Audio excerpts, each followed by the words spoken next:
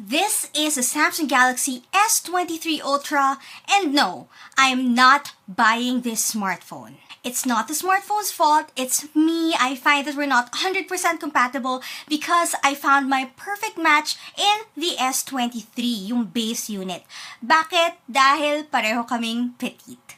Having said that though, this is the best smartphone from Samsung that I've ever reviewed. I can confidently say that. When I first saw it on paper, nung hindi ko pa siya natatry, I thought, okay, parang incremental upgrades from the S22, but having used it for the past 3 weeks, I am completely convinced that the experience is completely different. It's such an awesome phone. Again, the best from Samsung yet. Hey guys, I'm Leia, and this is my experiential review of the Samsung Galaxy S23 Ultra, having used it as my main driver for work, to chill, and as my travel buddy when I visited Singapore. Now, para mas simple lahat, gawin na lang natin tong pros and cons style, and let's start with the pros, beginning with my favorite feature, the cameras. The shooters of this smartphone are next level, but before I show you the sample pictures, let me give you a quick rundown of the specs. The main camera is at 200 megapixels, there's a 12 megapixel ultra-wide lens, and a 10 megapixel telephoto lens. The selfie camera is at 12 megapixels. These are the shots that I took. They're very sharp, they're clear, and it's very noticeable that the cameras perform well even in difficult lighting situations. So, masyado bang maliwanag sa labas? No problem. Backlit ba yung shot? Kayang-kaya pa rin. And this doesn't just go for the main camera ha, even the ultra-wide surprisingly performs pretty well too. Once you take a shot, give it a few beats, and you see the AI at work, and after that, ready for posting na agad. So this is a big yay for people like me who are medyo tamad mag-edit. I don't use a telephoto lens that much, but check out this picture of the Merlion. Mukhang malapit, no? But I'm actually this far away. Needless to say, the cameras are very impressive. Now let's talk about the 200 megapixel camera. This is a 200 megapixel photo, and let's zoom in to see just how clear the picture is. As you can see, there's still a great deal of detail even if you zoom all the way in. Ang maganda dito, if you want to crop the photo, to focus on a particular subject, then pwede pa rin, no one will even know na cropped yung photo na yon. However, for most of us who take photos primarily for social media, we probably won't be using that 200 megapixel photo option all that much, right? The good thing about it is, pag nag-pixel bin, because of the picture quality, you don't lose the details, and the sharpness is still there, as you can see in these sample shots. One of my favorite features of the S23 Ultra is Nightography, and this is something na maraming smartphones ang nagsistruggle because totoo naman, mahirap naman talagang kumuha ng details pag madilim. Check out these photos that I took. Grabe no, these are the best night shots I've ever seen on a Samsung phone. As in, nakaka-inspire to create content and to post and emote sa mga neon signs kasi kayang-kaya ng smartphone. So medyo naparami yung photos that I showed you guys. Ganong level yung enjoyment ko using the cameras of the S23 Ultra. But the good thing here is the improvements didn't stop with the photos. As in, magi-enjoy ka din taking videos with a smartphone, be it for TikTok, for Reels, or even if mahilig ka lang talaga mag-take ng video to capture moments with family and friends, this smartphone is great for that. So I'm sure may mga magtatanong, kamusta naman yung video pagka low light yung situations? Ang masasabi ko lang is you will be impressed, you'll be happy with the videos as you can see with these ones I'm showing you here. Also, usual tanong din, stable ba yung mga shots? Hindi lang siya stable, super smooth niya. As in, para kang naka-gimbal. And you don't even have to exert effort physically trying to stabilize a shot. Yung nagni-ninja walk ka kasi ginagawa ko yun personally.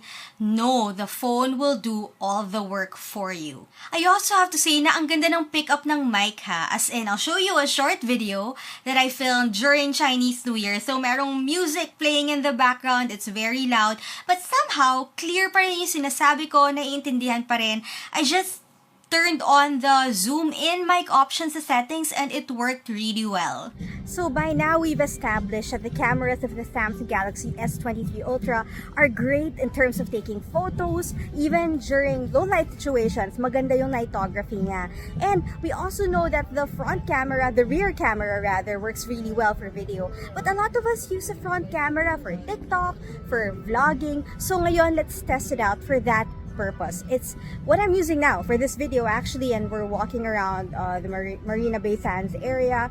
So what do you guys think of the video? Clear ba? Stable ba? Will you use this for your own content? Let me know. I know I dwelled quite a bit on the cameras, and that's because I really enjoyed using them. Having said that, there are more things to love about this smartphone. And second for me is the display. Sa totoo lang, mahirap naman talaga magkamali when you are using a Samsung smartphone because their displays are always top tier. It plays ultra clear, ultra vibrant, ultra detailed videos, as in lahat ultra. Even reviewing photos and videos that you took using your phone is more fun because you can just appreciate everything clearly because of the size and the quality of the display. Another big pro for me is the 5000 mAh battery. Coming from the Z Flip 4, ang laki ng difference ng battery life. As in, share ko, today I left the house at 10 a.m. It's now 9:23 p.m. and nasa 37% pa rin siya. I had mobile data on the whole day. I was working on my phone. I was taking photos. I did a TikTok. And I still had this much power left. The performance is also a big pro. Actually, sa mga techies dito, feeling ko, sabihin ko lang yung processor, alam nyo na that it'll perform well. It's a Qualcomm Snapdragon 8 Gen 2 processor. Mine has 12 gigs of RAM and 256 gigs of storage. And yeah, what more can I say? It's the top of the line processor. It's the best. As in, it's zippy, it's fast. You can move from app to app. You can multitask. Even if you take a 200 megapixel photo, hindi siya naglalag. Never siyang naglalag. So yeah, 2 thumbs up because it's a really powerful smartphone, and dapat lang because it is a flagship. The design is also a pro for me. The mantra here is less is more. As you can see, it's very classy, it's sleek, it's elegant, and I love the fact that it's smudge resistant because it has a matte finish with a nice feel to it. The grip is also pretty solid. And for those of you who are wondering, it comes in 4 colorways. This one is cream, it comes in green, in phantom black, and in lavender. I also appreciate na may extra protection siya because these smartphones are quite an investment. So meron siyang Gorilla Glass Victus sa front and back, plus an armor aluminum frame, and may IP68 rating din siya, so you don't have to worry na mabasa or what. Because yun, matibay siya, as it should be. And of course, the S23 Ultra is the only one sa tatlo na merong S Pen. Now, if you're a business person or you're an artist, this is a great tool. Ako personally, I use it to take down notes kasi gusto ko yung pen and paper feel.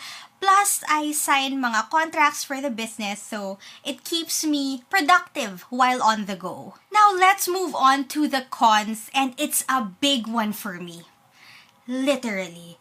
It is a big smartphone for a petite person like me. As in, may mga nagsasabi, pag gamit ko to, na mukha daw ako may hawak na skyscraper, and they're probably right. However, this may not necessarily be a con for everybody.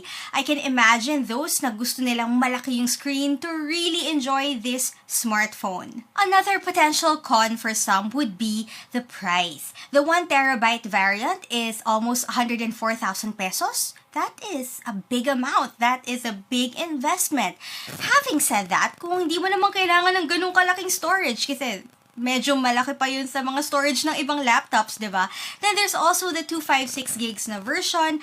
That is 81,990 pesos. And may 512 gigs din na 89,990 pesos.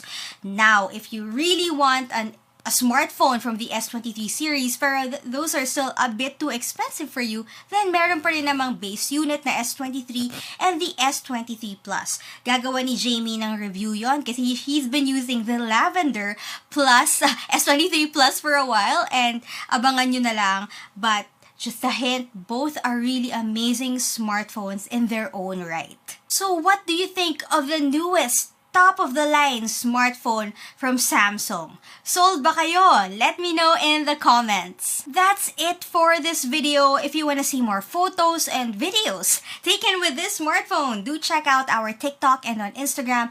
Marami kaming sample doon. Anyway, this has been Leia. Bye guys! See ya!